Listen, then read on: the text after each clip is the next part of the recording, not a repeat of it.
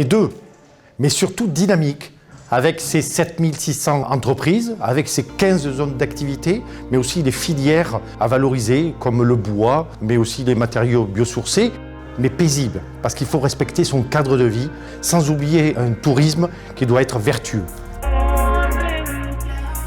Forcément mobile, parce que sur notre territoire, nous avons la volonté de mettre d'abord un plan de mobilité simplifié en place, et c'est ce que nous avons voulu dès le début de ce mandat en 2020. Nous allons avoir en 2024 la première réalisation qui sera le transport collectif sur notre territoire, et enfin mobile grâce à la mobilité active, parce qu'il faut qu'on soit en cohérence avec notre territoire, donc mobilité douce, vivons plus proche de l'environnement, vivons en vélo.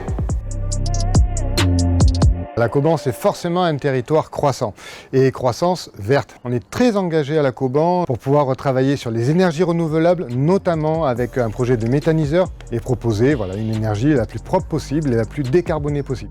Et puis également le photovoltaïque sur nos anciennes décharges qui sont au fur et à mesure reconverties en centrales photovoltaïques.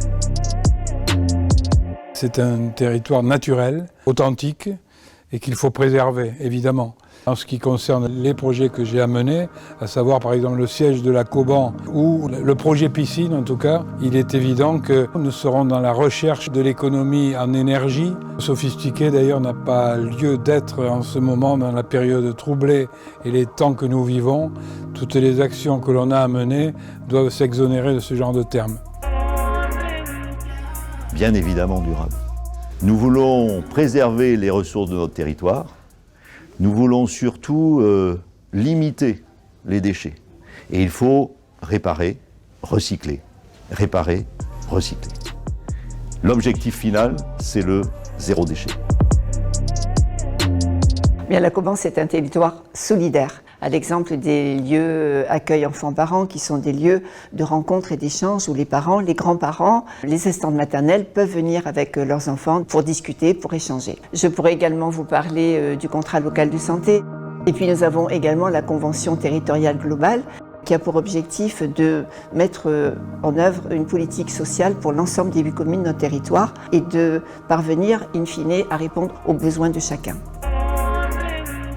C'est un territoire préventif pour prévenir les risques, et Dieu sait si nous en avons. Dans les circonstances que nous connaissons aujourd'hui du changement climatique, la Cauban se doit de s'adapter, d'abord parce qu'on a des richesses naturelles extraordinaires, et notamment par rapport à la ressource de l'eau. Il faut faire en sorte de la préserver, et ça c'est ce que nous faisons dans la politique de l'eau, dans l'harmonisation que nous avons autour de l'eau potable. Vous le voyez, la Cauban est ambitieuse avec des investissements financiers solides au service de nos 8 communes et des conditions de vie des habitants de notre territoire. Un territoire ambitieux qui ose s'engager pour l'avenir avec des choix durables. La Cauban, c'est créer les meilleures conditions de vie, c'est voir loin tout en agissant au quotidien.